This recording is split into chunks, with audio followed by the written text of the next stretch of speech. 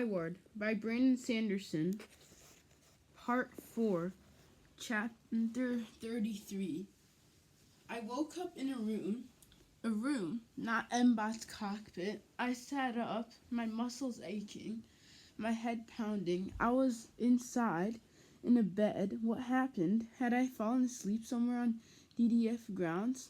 The Admiral you're in the infirmary, I remembered. After the battle, cops sent you here to be checked over. They ordered you to sleep and undergo observation. I vaguely remember objecting, but the nurse forced me into a hospital gown and ordered me into a bed in a small empty room. I'd been too numb to object. I didn't even remember lying down. It was all a haze. I did distinctively remember the flash as Hurl's ship impacted the ground. I lay back against a too soft pillow, squeezing my eyes shut. Hurl was gone. Eventually, I forced myself out of bed. I found my things on a stool, my jumpsuit laundered, sitting with my light line bracelet on top of it. My pack rested on the floor beside it, and the radio at the side was blinking. Scud. What if someone answered that? Would Mbot have been able to keep quiet? My secrets suddenly seemed insignificant. Who cared? Who cared if they found out my secrets? Hurl was dead. I checked the clocks. 05:45. I found the restroom. A nurse looked me over, then handed me a red ticket.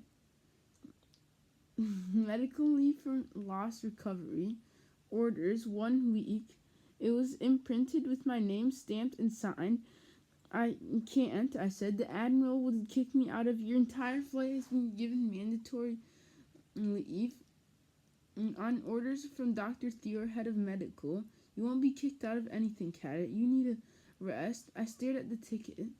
Go home, the woman said, and spend a week with your family and recover. Stars above, they pushed you cadets too hard. I stood there for a moment before I turned and walked out, dully meandering toward the training building. I took the roundabout way past our Pocos, 4 in a line.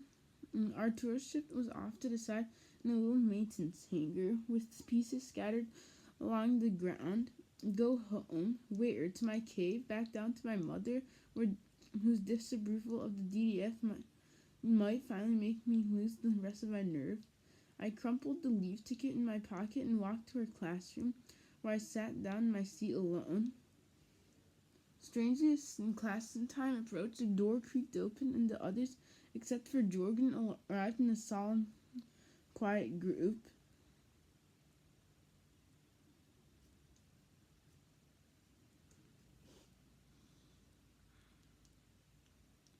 I thought I might find you all here, Jorgen said after he arrived about 10 minutes after class normally began. I braced for him to tell us to go, for him to toe the official line. Instead, he inspected us and nodded in an improving way. Skyward flight, line up, he said in a soft voice. He hadn't tried that since the first day when we ignored him.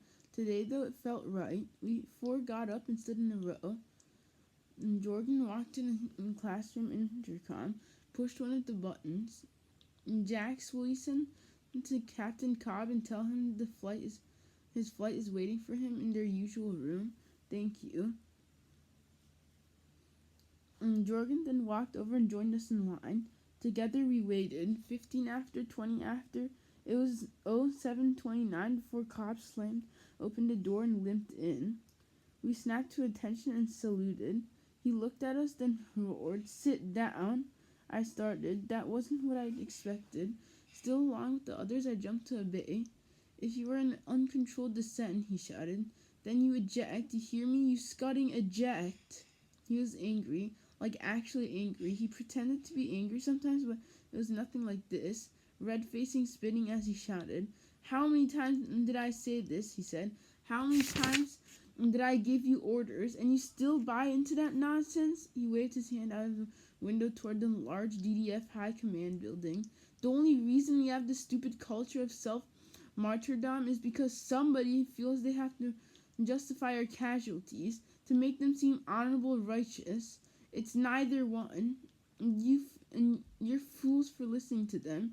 Don't you dare throw your lives away. Don't you dare be like that idiot yesterday. Don't call her an idiot, I snapped.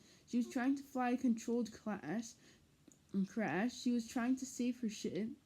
She was scared of being called a coward, Cobb bellowed. It has nothing to do with the ship. Hurl Hoodia was a hero, I glared at him. She wasn't, I stood up. Simply because you want to justify your cowardice in ejecting doesn't mean we have to do the same. And Cobb froze, then he kind of deflated.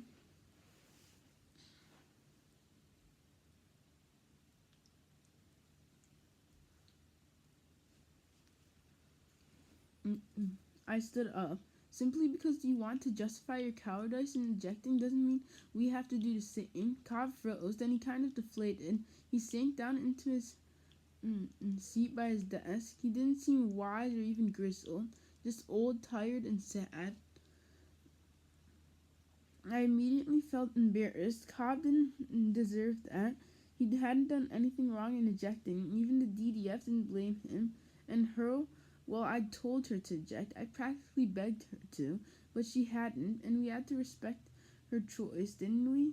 You're all on medical leave for a week. Dr. Theor has been pushing to give more leave to flights once they lose members, and it looks like she started to get her way. I hope you enjoyed being a hero when your corpse is rotting like your friends alone in a wasteland forgotten and ignored. She'll be given a pilot's burial, I said. Her name will be sung for generations. He snorted. If they had to sing the name of every fool cadet who died on her way to pilot, we'd never have time for anything else. And Hurl's corpse isn't going to be recovered for at least several weeks. The scouts confirmed that the crash destroyed her ship's activity ring beyond recovery, and there's nothing on that POCO worth salvage priority, not considering that big wreck we're still working on. So your heroic friend will be left out there, another dead pilot buried by the slag of her own explosion. Scud, I have to go to write a letter to his parents and explain why. I can't trust what Ivans will say. He hobbled toward the door but stopped and turned toward Kim Layton. I hadn't noticed that she'd stood up. She saluted him, eyes teary. Then she dropped something on her seat, her cadet's pin. Cobb nodded. Keep the pin, Quirk, he told her. You're dismissed with whatever honors matter to you. He turned and left. Dismissed? Dismissed? He can't do that to you, I demanded, turning toward Kim Layton. She wilted. I asked for it after the battle. He told me to think about it overnight, and I did. But you can't spin his right, Quirk. You're an important member of this flight, the weakest member. How many times has one of you had to pull out of a fight to come and save me? I'm putting you all in danger. Come Layton, I said, please. I got her killed, Spin. You know that as well as I do. She got herself killed. The one shot that mattered, that's the one I missed. There were two ships chasing her. One shot, even if it had hit, might not have been enough. I smiled, squeezed my hand, and left. She smiled, squeezed my hand, and left. I felt my world collapsing. First Hurl, now Kim Layton. I looked toward Jorgen. Surely he could stop this, couldn't he? He stood stiffly tall with that too handsome face. He stared straight ahead, and I thought I could see something in his eyes. Guilt? Pain? He's watching this flight-breaking part around him. I had to do something.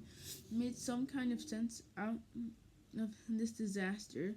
But no, I wouldn't stop Kim Layton. At least she'll be safe this way. Hurl, though? Arturo, I said, picking up my pack. How far was that battle, would you say? Pretty close to our original position, beyond the AA guns. Say 80 clicks.